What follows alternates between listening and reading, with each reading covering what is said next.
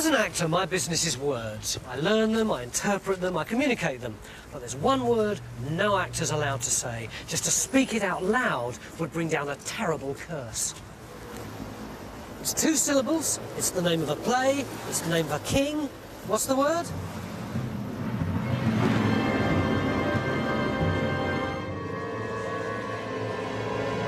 This is where the legend started, in Shakespeare's Globe Theatre. It was here that the men and women in the street would have stood to watch what we now call the Scottish play. And what would they have got for their money? Treachery, murder, and more scariness than the Blair Witch Project. Double, double, toil and trouble. Its hero is a man who hangs out with witches and the spirits of the dead, not only kills a king and murders his friend, but also drives his wife mad into the bargain. Out, damn spot. Shakespeare has woven a spell. He's created an unforgettable story. But the most fascinating thing is that there really was a real king with the same name living in Scotland 1,000 years ago. And his story is even more compulsive. Now, I'm used to archaeological excavation, but now I'm going to dig down into history to try to reveal the secrets behind that real king. And I'm not going to be superstitious, I'm going to say his name. Macbeth. And I hope Shakespeare won't mind if I reveal a few of the secrets of his most unforgettable baddie.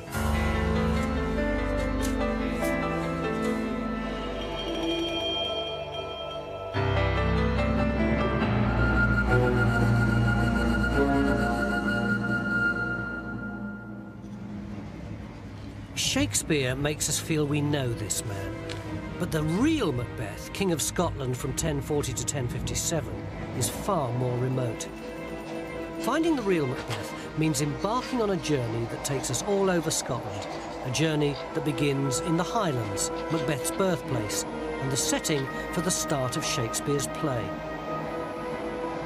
And looking for Macbeth, what one is really trying to get back to is an understanding of what the old Scotland was like. He actually killed his own cousin. He should have gone there. He killed his own cousin to get into this position. The hardest thing to know in the past is what people believed, and it's really hard to get inside the heads of people in the past. Archaeology can usually bring history to life, but physical evidence from 11th century Scotland is pitifully thin. There was no pottery or coinage at that time, and all the national museums of Scotland can offer is a solitary axe head. This leaves us with the written records, and the problem here is that the historians were writing such a long time after the event. If we say that the present day is here, and the time when the real Macbeth lived is down there at the other end of the carriage where that bloke's just coming in now, then the moment that Shakespeare wrote his Macbeth, 1606, is about here, not halfway down the carriage. And Holinshead, who was the historian who Shakespeare got his information from, was just 30 years earlier here. So both Shakespeare and Holinshead are nearer the present day than they were at the time when the real Macbeth lived, if you see what I mean.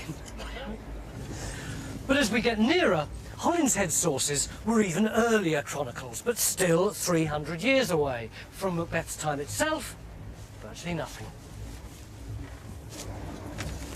A few lists of kings and annals from monasteries, but often contemporary sources are the most revealing. And amazingly, we've got a piece of Gaelic poetry from Macbeth's time called The Prophecy of Berchen, which gives us a description of the man himself.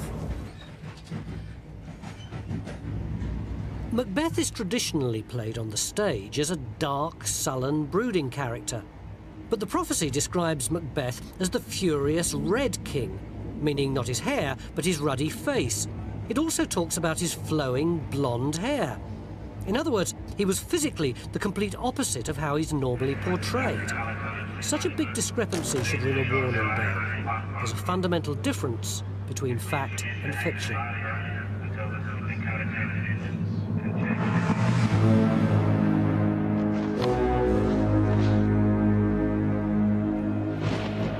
When shall we three meet again? In thunder, lightning, or in rain? When the huddly-buddle is done, when the battle's lost and won. Shakespeare's play opens on a blasted heath like this. A storm's brewing, thunder echoes and lightning flashes. This misty, isolated spot is the haunt of witches. Where the place? Upon the heath, there to meet with Macbeth. Into this eerie world comes the Thane of Glamis, the warrior Macbeth. He's just covered himself with glory fighting the Norwegians. His King Duncan thinks he's a great guy. Everything's going right for him. Suddenly, he sees 3 hideous hags. All hail Macbeth, hail to thee, Thane of Glamis. All hail Macbeth, hail to thee, Thane of Cawdor. All hail Macbeth, that shall be king hereafter. What's Macbeth supposed to make of it? He's always been Thane of Glamis, but what about the other 2 prophecies? The witches vanish, and a minute later, 2 of the king's men turn up and tell Macbeth he's just been made Thane of Cawdor. So the witches got 2 of the prophecies right. What about the 3rd one, that he'd be king? It gives Macbeth big ideas.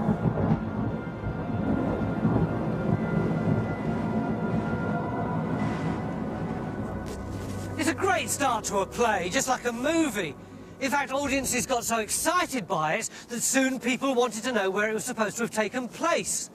And here, which is halfway between Cawdor and Forres, where Macbeth was supposed to be going, became known as Macbeth's Hillock.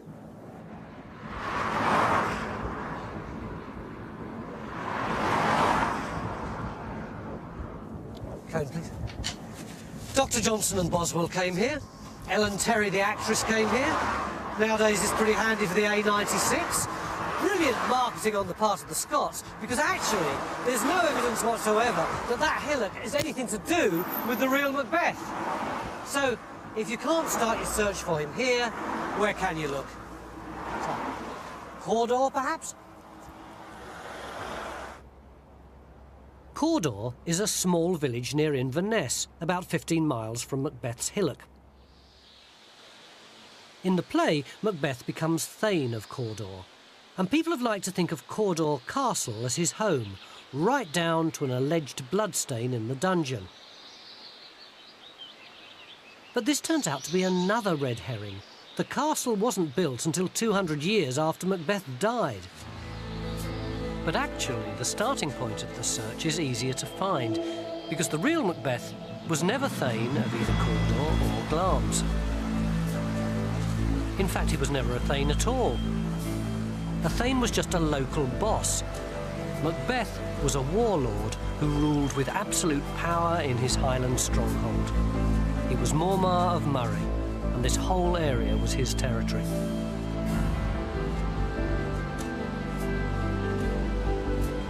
Just like in the play, there really was a King Duncan of Scotland, and the real Macbeth was vital to him politically. Scotland was under continual threat from 2 directions. The English Northumbrians were pushing from the south, and Macbeth in Murray was Duncan's vital northern defence against the Viking raiders who controlled much of the far north. We don't know exactly when Macbeth was born, sometime in the early years of the 11th century. We do know that in his early teens, he had to flee for his life when his cousin killed Macbeth's father and took over the Mormarship. In 1035, Macbeth took his revenge, burning his cousin alive with 50 of his warriors, taking his title, and astonishingly, marrying his widow. Gruach is the woman who Shakespeare turns into Lady Macbeth, and she was a member of the royal line in her own right, as she was King Duncan's aunt. But does the fact that she married her husband's murderer make her as cold as she seems? Might she really have loved him? What has love got to do with it? I mean, come on, we are talking about the 11th century here. Now, if you're a woman from a noble or a royal bloodline, you're going to be married to the person who's going to take that bloodline on. And it has to be somebody who can do well in battle. We know nothing about Gruach as a person, except her name. We know her name. She's the first Scottish queen whose name we know. And we also know that she was very generous in that she gave land patronage to the Coldies, a kind of Celtic monk at Loch Leven in Fife.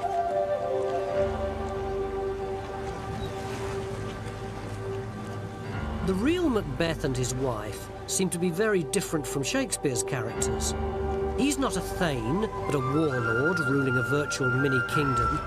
She's a saintly relative of the royal line, funding the production of manuscripts by hermit monks here on a tiny island in the middle of Loch Leven.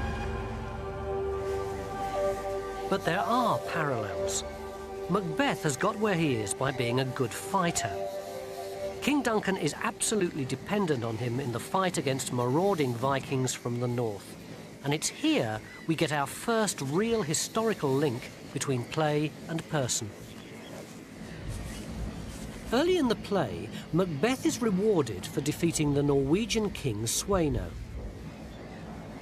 And we can prove that battle happened. In the Chronicles, we hear how the Scots fought a sea battle against raiding Vikings. They were defeated, the decks were awash with blood, and the Scots fled back to the mainland. The Vikings came inshore after them, and at Torfness, just north of Inverness, the Scots were thrashed again. Not the massive victory that Shakespeare created to bolster Macbeth's military reputation, but here we have some real evidence to support the Chronicles.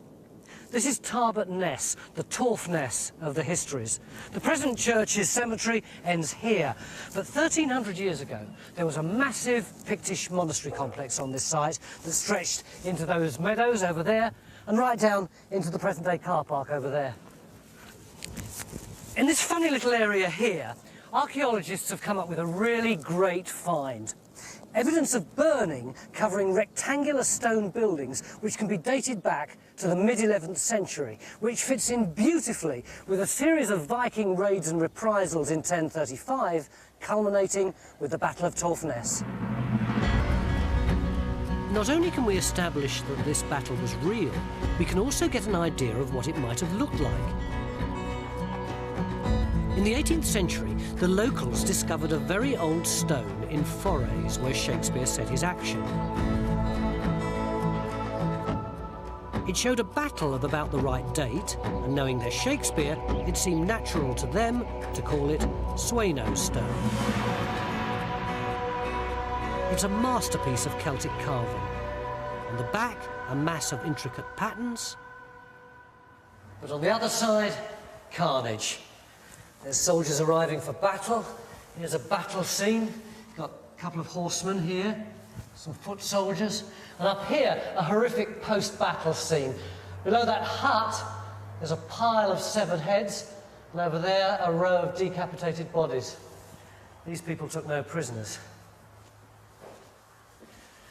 For nearly 200 years since that stone was first discovered lying in a field, people have thought that it was about Macbeth's defeat of Sweno.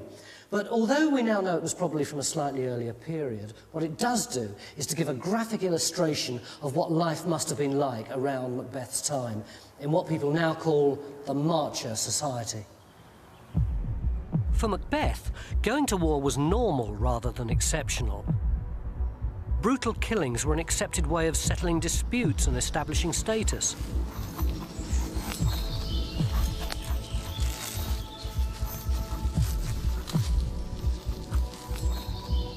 A warlord like Macbeth would expect the menfolk from his lands to join in, many of them without armour, as protection was a luxury of the rich. So what would you have used one of these pole weapons for? This would have been about keeping you as far away from your opponent. In an old Pictish hill fort, I got a crash course in 11th century battle from a very big weapons enthusiast. Disembowel them, hit them up in the throat, but you would damage the ligaments, poking that in the top of the foot, somebody's arm or leg. You know, you're stabbing, you're slashing, you're uppercutting, disemboweling. You're aiming for ligaments, you're catching the back of the guy's leg, crunching bones, obviously for piercing or slashing. It's outwards, you try to hit outwards. The easiest way to imagine a battle of Macbeth's time is to think of a riot situation today, only with both sides hacking at each other at arm's length with deadly weapons, some as simple as household objects. That would have been short, brutal and very bloody. When you say short, what sort of time span would a battle last? You're probably looking about 30 minutes. Why so short? Because of the small numbers, it wasn't done on a massive scale that we imagine the medieval wars. It was done short skirmishes, so it was totally brutal. So the battle with the Norsemen looks like it was a pretty bloody affair. But what about an even gorier bit of the play? The killing of King Duncan.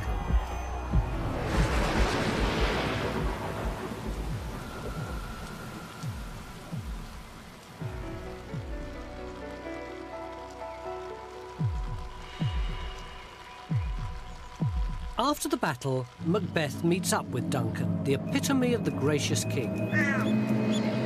He congratulates Macbeth on his military success, but then reveals that he's going to make his son Malcolm king after him, which, as far as Macbeth's ambitions are concerned, is a bit of a stumbling block.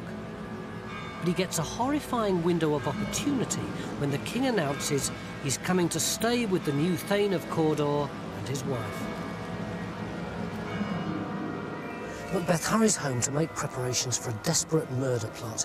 Egged on by Lady Macbeth, who sneers at him for being lily-livered, he slaughters Duncan in his bed, then pins the blame on Duncan's servants, who he swiftly executes. Sensing danger, Duncan's sons, Malcolm and Donalbain, flee to England, and Macbeth immediately accuses them of being behind the murder.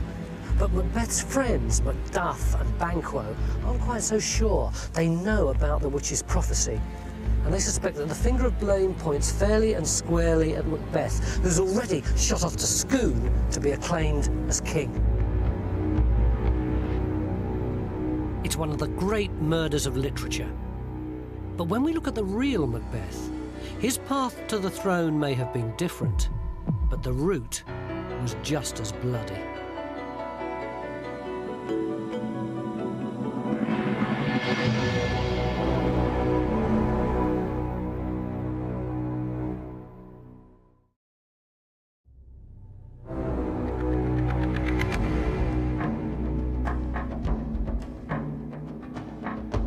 Shakespeare's Macbeth murdered his king Duncan while he slept and spawned a cottage tourist industry for people wanting to see where the deadly deed took place.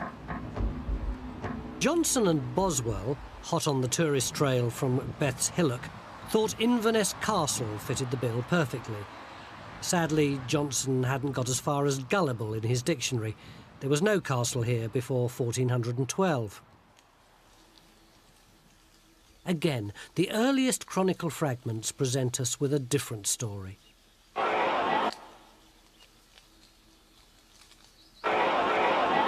The real Duncan wasn't murdered in his bed, but slain on the battlefield. He was fatally wounded here, at Pitgaveny.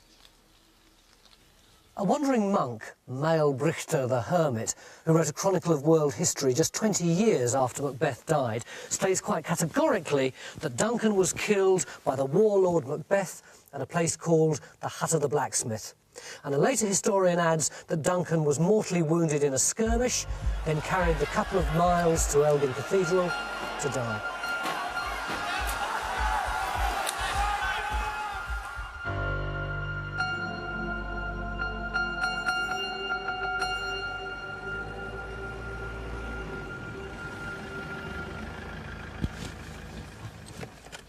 I'm right in the heart of the enemy's lair now. This is the headquarters of the Clan Duncan, the very same Duncans who trace their roots right back to the Duncan who Macbeth killed. And strangely, they seem to think that Macbeth had every justification for doing so.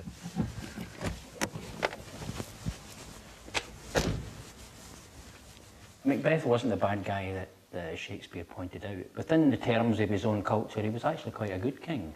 And when he was making this bid for the throne, he was only adhering to a Celtic inheritance system, which was normal for the time. What do you mean a Celtic inheritance system? Well, in our system we use today, we keep thinking of the eldest child, particularly the eldest male child. inheriting the throne directly from his father. In the ancient Scoto-Pictish kingdom, that wasn't the case. What you actually had was a kind of royal kin group electoral college system in which a king could be selected from this kin group as long as he had been descended from one line of the family or another. OK, so how did that work with the monarchy? Well, OK, we start with this Ron system, explained and then that under the on his age-old death, when he system of died in tanistry, 1859, the kingship zigzagged between two branches of a wider royal family, when he died, both it tracing didn't back to the pass first go. king, Kenneth MacAlpine.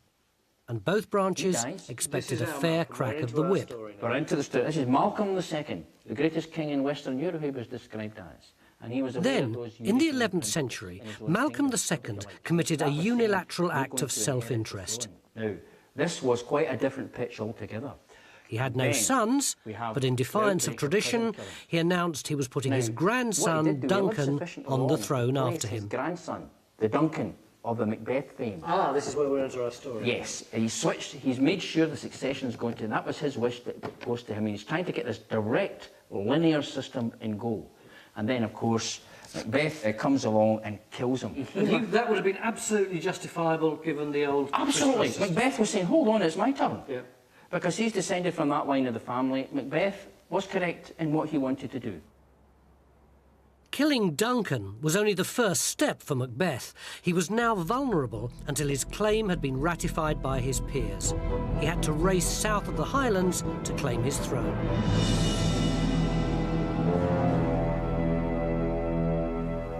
Most people think of the crown as the ultimate symbol of kingship. But 1,000 years ago, the real Macbeth wasn't interested in emeralds and rubies. The stone that interested him was this 336-pound block of Perthshire sandstone, the Stone of Destiny, the coronation stone of Scotland. Macbeth wasn't crowned. In order to be accepted as king, he had to sit on this very stone and be acclaimed by his nobles. Today, the stone's kept with the crown jewels in Edinburgh. But for the real Macbeth, the political epicentre was 40 miles to the north, in the little town of Scone. It's here that he raced in both play and real life to be acclaimed king. Are you allowed to come over? Bring your fags as well. You can smoke. This was, in fact, the geographic centre of what was then Scotland. Very prominent religious, very important religious centre. Being the geographic centre of Scotland, it was here Kenneth MacAlpine brought the famous Stone of Destiny. Scone Palace today would be unrecognisable to Macbeth. There's a 19th century palace and chapel and a concrete replica of the Stone of Destiny, chalked up on a couple of blocks and left to the mercies of the weather and tourists. 1,000 years ago, there would have been a vast abbey church extending from here all the way down towards that car park over there. When Macbeth was being made king, we think that something like this would have happened. The Stone of Destiny would have been taken out of its usual resting place in the abbey church and then processed all the way along here up that mound, which is called Moot Hill. And then Macbeth would have been led in procession, surrounded by bishops and other senior clerics, all the way up to the top of it. Surrounded by his nobles, he would have sat on the Stone of Destiny, which we think would have been slotted into some simple kind of throne. And once he was seated, a bard would have recited a list of the kings of Scotland, which was a pretty long list. There wouldn't have been a crowning, that didn't happen until a couple of centuries later. Instead, he would have been presented with a sword with which to protect his people.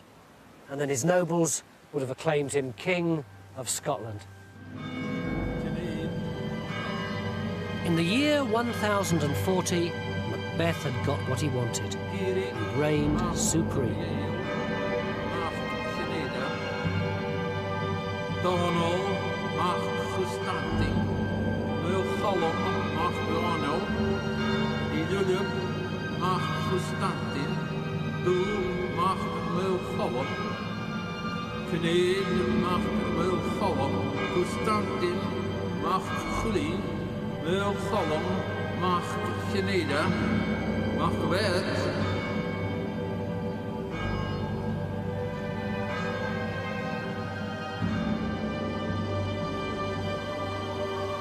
The real Macbeth came to the throne in his early 30s. He and his wife, Gruach, presided over a united Scotland. Macbeth led a peripatetic life, moving through his sparsely populated kingdom and staying in different royal halls and abbeys, which were the political centres of Celtic life. In the play, Macbeth's reign is a disaster. In reality, the king was a huge success. It was popular in the country was wealthy, but the fact is it was a safe, secure and relatively prosperous kingdom that Macbeth left, ruled from the Highlands. And you know, that was probably the high point of Highland culture. Macbeth was the last great Celtic king of Scotland. He reigned for 17 years. That's a marvellous accolade. In his time there were fertile seasons. The idea that the prosperity of the king's reign is reflected in the weather and the crops, the very inversion of what comes in Shakespeare's Macbeth, actually, when the times are out of joint and so on. In the play, Lady Macbeth drags Macbeth into murder and dies a raving lunatic. But in life, they were a team, and Lady Gruach enhanced Macbeth's reputation. This is a period in which kings of Scots are really fashioning themselves as kings of Scots. They're having great genealogies written about themselves, linking themselves back to Kenneth MacAlpin. This is what's giving them legitimacy. Now, Gruach links to that bloodline. She is Macbeth's most important asset. On top of all this success, the real Macbeth also seems to have had a sincere religious belief. Contemporary sources tell us that in 1050, Macbeth made a pilgrimage to Rome. It was an arduous journey of 3,000 miles, indicating a great personal conviction and an incredible confidence in the stability of his kingdom if he could afford the many months needed to travel. We're told that Macbeth went there and scattered money like grains of sand to the poor. I suspect that one of the reasons for the trip to Rome was to try to bind Scotland closer to Europe and possibly too to the European Church. Shakespeare ignores all of this in the play. His Macbeth is terrifyingly different.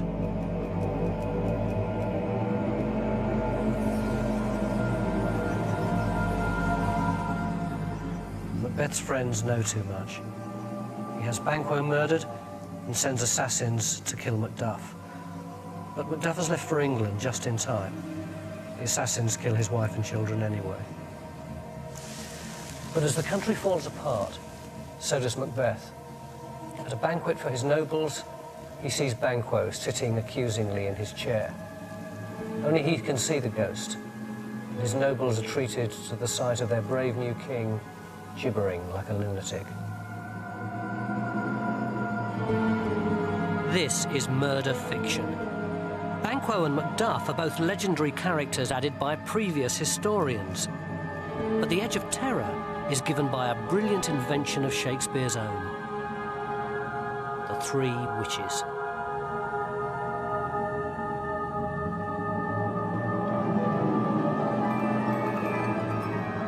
The importance of these witches can't be overestimated. All of Macbeth's actions are motivated by their prophecies. The important dimension is the issue of witches in the time of Shakespeare. And there had just been a huge witch case, a very sensational case, in 1590-91, the North Berwick case as it's called, when dozens of witches were accused of trying to destroy King James VI, later King James I, through witchcraft. That meant that witches were very current when Shakespeare produced the play, and there were resonances there which everybody would pick up on. Yeah, there had just been a huge witchcraft case, and they had tackled the most powerful person in the land, apparently. Not only has Shakespeare fixed Macbeth in the mind of the public, he also single-handedly created the popular image of the witch as an old hag huddled over her cauldron. Double, double, toil and trouble, fire burn and cauldron bubble. And and he may have put it in as a subtle joke. Have a fairy snake in the cauldron boil and bake. I have newt and toe of frog, wool of bat and tongue of dog. He has these three witches with an enormous cooking pot and are throwing absolutely revolting things into it and mixing it up into some foul-smelling and tasting brew. Scale of dragon, tooth of wolf, witch's mummy. Scots preferred to eat things like soup, porridge. They preferred to boil their meat, and they often did this in large metal pots. And I personally think that this is Shakespeare having a sly dig at the Scots and their eating habits. Adram, Macbeth doth come. Macbeth can't believe that the great prophecies have got him into such a mess, so he goes back to the witches again to bolster his confidence. This time they promise him, 1, that he'll reign till Burnham Wood comes to his castle at Dunsinane, and 2, that he won't be killed by anyone born of a woman. Then live, Macduff. What need I fear of thee?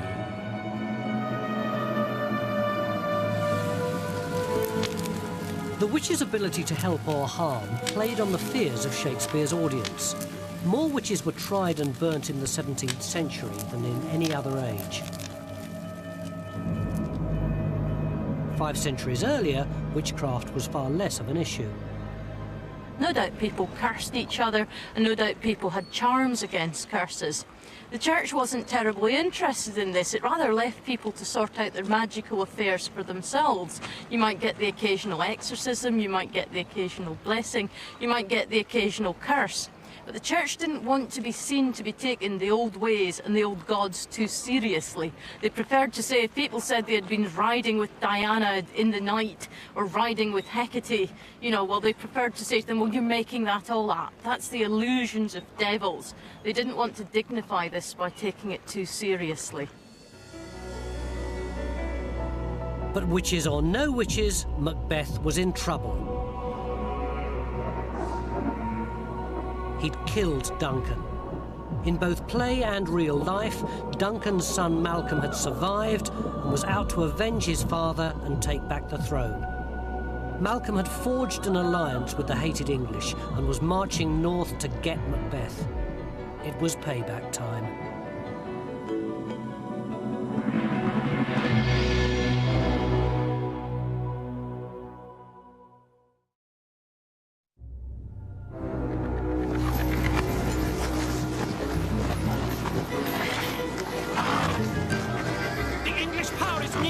Led on by Malcolm, his uncle Siward, and the good Macduff. Near Burnham Wood shall we well meet them. What does the tyrant? Great Dunsinane he strongly fortifies. Some say he's mad. Others that lesser hate him do call it valiant fury.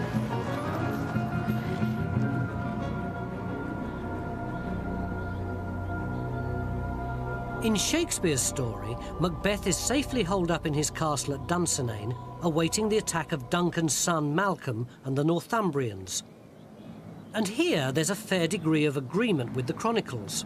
In 1054, Malcolm launched a major bid for the Scottish throne, with the aid of the Northumbrians, led by Siward, who also appears in Shakespeare. But where was Macbeth? Was Dunsinane his stronghold? This is Dunsinane Hill, Shakespeare's Dunsinane, and referred to in the chronicles as Dunsin, or even Dunsean. There's nothing here now except for a few stones, but there are good reasons for believing that this is Macbeth's fortress.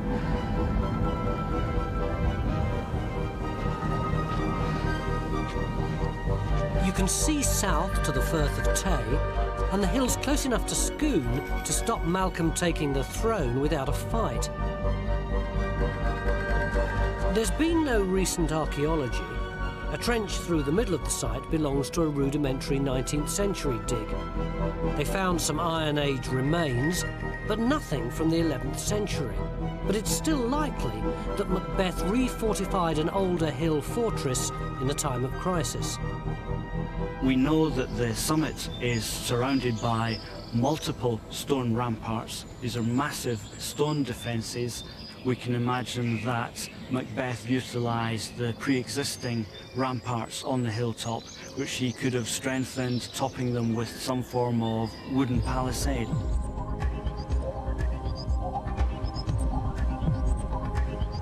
This is what Malcolm and his forces would have had to face.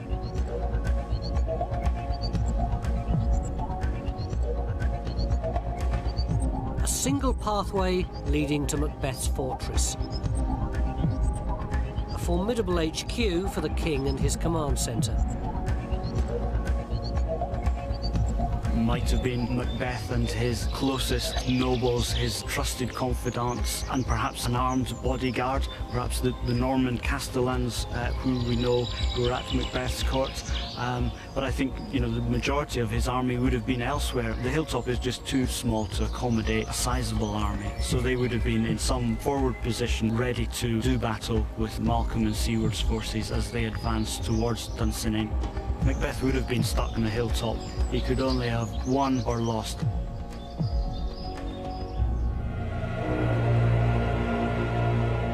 The play's reaching its climax. The real Macbeth trusts to military prowess, but Shakespeare's villain is relying on the witch's promise that he won't lose till Birnam Wood comes to Dunsinane, or be killed by anyone born of a woman. What he doesn't know is that Malcolm has planned a surprise attack on Dunsinane using a primitive form of camouflage. They cut down saplings in Birnam Wood and create a moving canopy of trees. Macbeth's startled men report back to him that the wood is moving towards Dunsinane. One prophecy down, one to go. The attack begins. Macbeth's men are routed, but he fights on until he sees Macduff in the thick of battle. They square up. Macbeth shouts his defiance. "I've got a charmed life," he says. "No one born of a woman's going to get me." Macduff says that's fine. He was born by caesarean section, not born of woman at all. But he doesn't give up. Shakespeare has him go down fighting. "Lay on Macduff, and cursed be he that first cries, 'Hold enough.'" And then he disappears off stage. We don't actually see him die, but Macduff returns with his head, and Malcolm goes off to Scone to be acclaimed king. That's Shakespeare's version of Macbeth's downfall. How close is he to the truth? Well, the bare bones seem fine. Many of the sources speak of the attack coming from Birnam Wood or the wood moving to Dunsinane. But there's something really strange. Malcolm's army was coming from northeast England over there, and Birnam Wood is right over here. Why did Malcolm's army bypass here, Dunsinane, before he attacked Macbeth? One reason might have been tactical. You have to remember that this landscape would have looked totally different 1,000 years ago. Birnam Wood would have come much closer to here than it is now. It would have been a marshy, difficult, dangerous place for an army to move about in. But if it meant you could get much closer to Macbeth without being seen, it might have been worth it.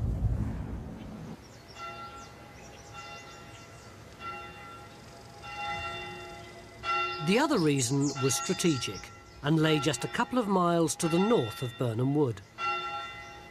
This is Dunkeld, on the main artery of the Tay. It was a major rallying point for the relatives of Duncan's line and those opposed to Macbeth. If Dunkeld was a rendezvous for Scottish opponents of Macbeth and Malcolm's English troops, it would give us a reason for the tactical approach through Birnam Wood, which lies between here and Dunsinane. And there's other evidence that the Dunkeld-Birnam Wood approach was just part of a clinically executed strategy. The Anglo-Saxon Chronicle records that Malcolm's army comprised both land and seaborne elements. The seaborne elements would have travelled up the east coast of England and the east coast of Scotland, and then sailed into the Firth of Tay, and disembarked troops would have approached Dunsinane from the east. The landborne element of Malcolm's army would have wheeled around towards the Birnam Wood, and in effect the army would have approached Dunsinane in a pincer movement from two directions. Take away the witch's prophecies, and Shakespeare got the military history just about right. A carefully executed strategic advance through Burnham Wood by superior forces with the element of surprise. We know the battle took place on a religious festival known as the Day of the Seven Sleepers, which makes it the 27th of July, 1054.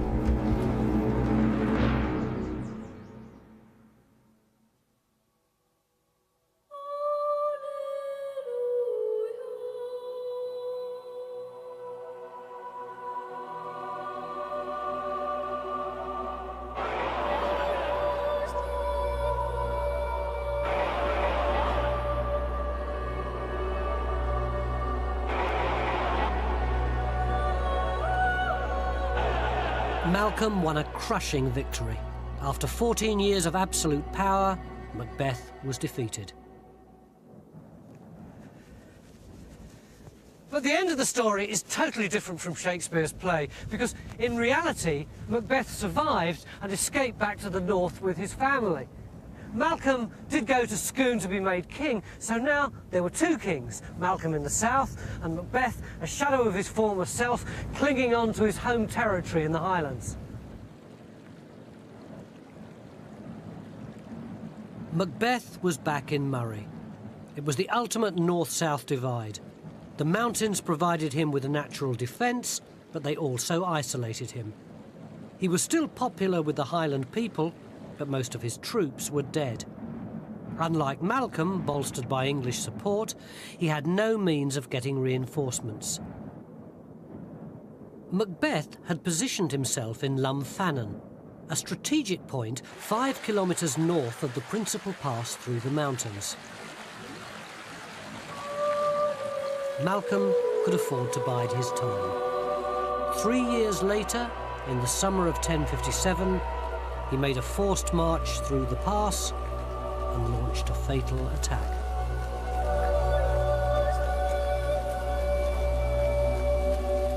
Macbeth was dead. In an act of symbolic vengeance, Malcolm chose to attack him on the day of the Mass of St Mary, the 14th of August, the same day that Macbeth had killed Malcolm's father, Duncan. By all accounts, the battle was short, and when it was finished, the last remnants of Macbeth's troops dragged him up to this place, overlooking Lumfannon, and buried him under a pile of rocks. And here it is, Macbeth's cairn, his final resting place.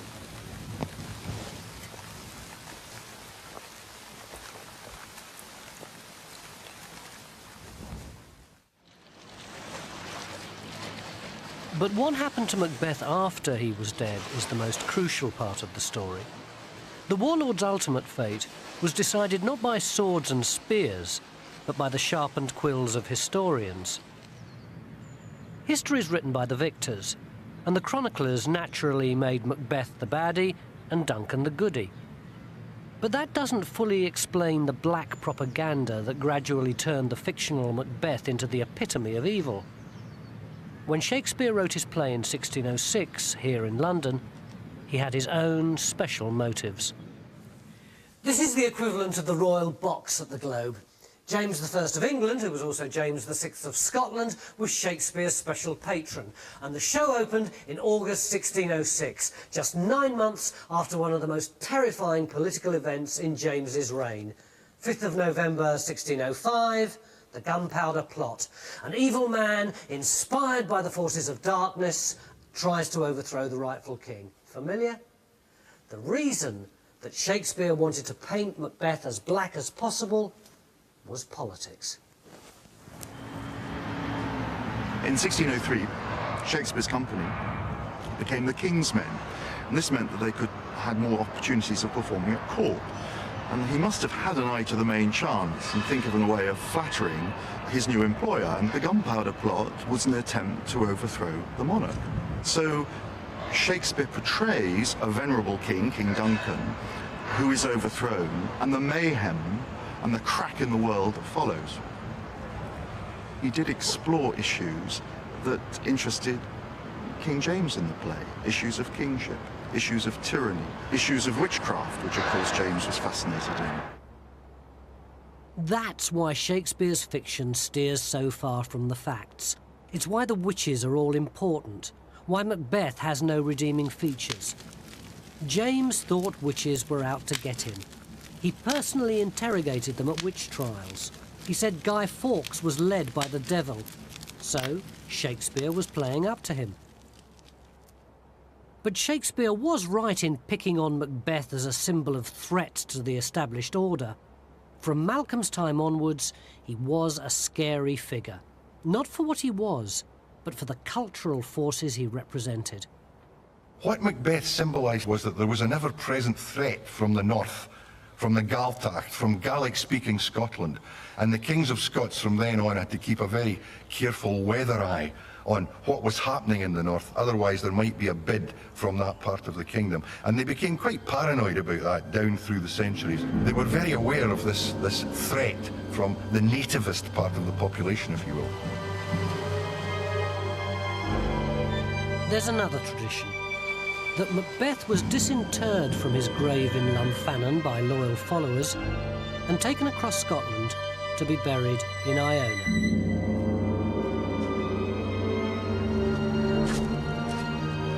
The shrine of St Columba on Iona was one of the most holy places of Celtic Christianity. Tradition says that there are 16 early Scottish kings buried here, their graves now unmarked. It would be fitting if one of them is Macbeth, because he was a true champion of traditional Celtic culture. It's a side of his character which doesn't come out at all in Shakespeare, and may help account for the blackening of his name by later historians from a new and anglicised Scotland. If Macbeth had lived, it would have been a different Scotland, because Macbeth came from the Highlands. He was the last king to govern Scotland from the Highlands. And then, when Malcolm Canmore moved to the court south, married an English princess, then the whole orientation of later medieval Scotland took place. Macbeth was a king in the old Scottish heroic tradition, the man who showed his greatness by feasting, by great generosity to others. And he was succeeded by a man who married an English wife, who turned Scotland round into an Anglo-Norman kingdom, which is very much part of Europe, with the same architecture, the same type of coinage, the same material culture. And if Macbeth had survived, he might have been able to keep Scotland as a Celtic kingdom. You don't embark on a TV programme like this without knowing roughly where it's going to take you. But as we've been tracking the historical Macbeth around Scotland, trying to find out what he was like from the few fragments and clues that history's left us, something else has emerged, and it's taken me completely by surprise. Shakespeare's play may be a wonderful, bloodthirsty story, but at the end of the day, it's just a piece of entertainment. It now seems to me, though, that when the real Macbeth died, something else died with him. A whole possible future for the Scottish nation. Out. Out, brief candle. Life's but a walking shadow. A poor player that struts and frets his hour upon the stage, and then is heard no more.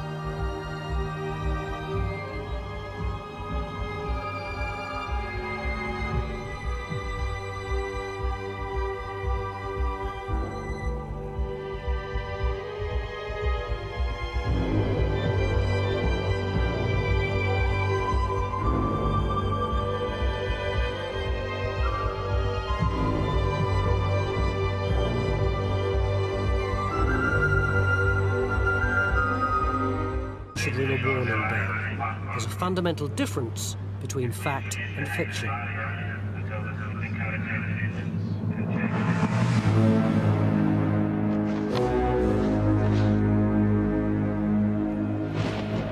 When shall we three meet again? In thunder, lightning, or in rain? When the huddly-buddle is done, when the battle's lost and won. Shakespeare's play opens on a blasted heath like this. A storm's brewing, thunder echoes and lightning flashes. This misty, isolated spot is the haunt of witches. Where the place? Upon the heath, there to meet with Macbeth. Into this eerie world comes the Thane of Glamis, the warrior Macbeth. He's just covered himself with glory fighting the Norwegians. His king, Duncan, thinks he's a great guy. Everything's going right for him. Suddenly, he sees 3 hideous hags. All hail Macbeth, hail to thee, Thane of Glamis. All hail Macbeth, hail to thee, Thane of Cawdor. All hail Macbeth, that shall be king hereafter. What's Macbeth supposed to make of it? He's always been Thane of Glamis, but what about the other 2 prophecies? The witches vanish, and a minute later, 2 of the king's men turn up and tell them. As an actor, my business is words. I learn them, I interpret them, I communicate them. But there's one word no actor's allowed to say. Just to speak it out loud would bring down a terrible curse. It's 2 syllables, it's the name of a play, it's the name of a king. What's the word?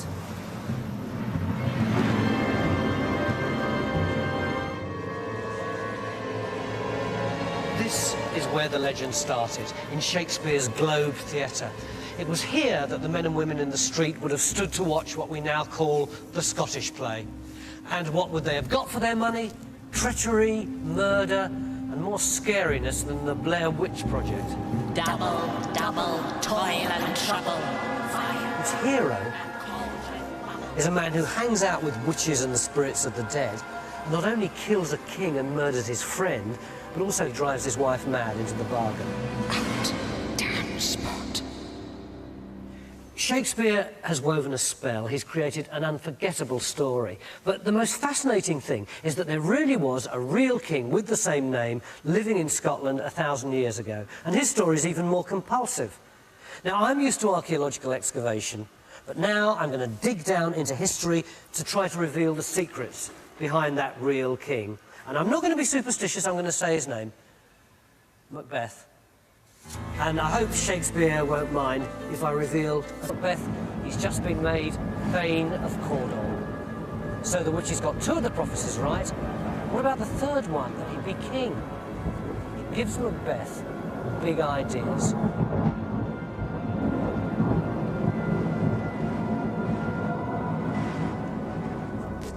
It's a great start to a play, just like a movie.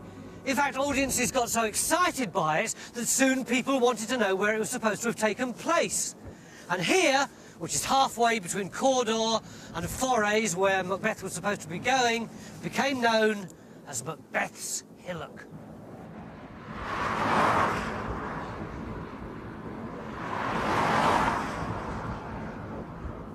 Code, please. Dr. Johnson and Boswell came here. Ellen Terry, the actress, came here. Nowadays, it's pretty handy for the A96.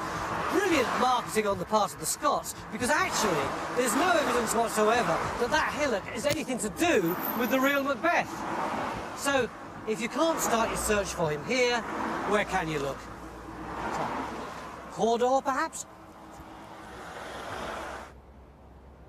Cawdor is a small village near Inverness, about 15 miles from Macbeth's Hillock. In the play, Macbeth becomes Thane of Cawdor, and people have liked to think of Cawdor Castle as his home, right down to an alleged bloodstain in the dungeon. Event. If we say that the present day is here, and the time when the real Macbeth lived is down there at the other end of the carriage where that bloke's just coming in now, then the moment that Shakespeare wrote his Macbeth, 1606, is about here, not halfway down the carriage. And Holinshead, who was the historian who Shakespeare got his information from, was just 30 years earlier here. So both Shakespeare and Holinshead are nearer the present day than they were at the time when the real Macbeth lived, if you see what I mean.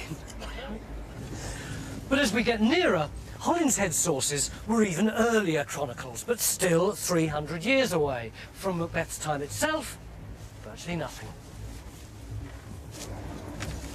A few lists of kings and annals from monasteries, but often contemporary sources are the most revealing. And amazingly, we've got a piece of Gaelic poetry from Macbeth's time called The Prophecy of Burchan, which gives us a description of the man himself. Macbeth is traditionally played on the stage as a dark, sullen, brooding character. But the prophecy describes Macbeth as the furious Red King, meaning not his hair, but his ruddy face. It also talks about his flowing blonde hair. In other words, he was physically the complete opposite of how he's normally portrayed. Such a big discrepancy. Few of the secrets of his most unforgettable baddie.